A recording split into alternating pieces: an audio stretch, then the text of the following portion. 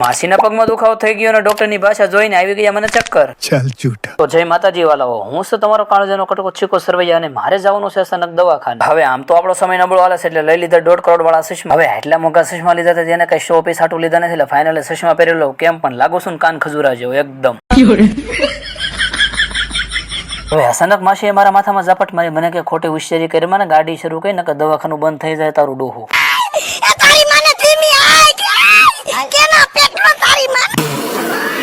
હજી તો માંડ ગાડી પાટે ચડી જ તો ઈશુબાને તરસ લાગી ગઈ. ફટાફટ પાણી પીવરાવીને આવી ગયા લાલજી દાદાના વડલો લાઠીમાં. હવે વડલે આવવાનું એક કારણ હતું કે મારા માસીને ઘણા સમયથી દુખતો હતો ગોઠણ એટલે કરાવવાનું તો રિપોર્ટ ને લેવાની હતી ડોક્ટરની દવા. પછી હું કેસબેરીએ કેસ કાઢીને પકડી લીધી ખૂણામાં નાની એવી જગ્યા, કારણ કે મને જો ભાળી જાય તો માણસો પડાપડી કરીને ફોટા પાડવા મળશે પાછા.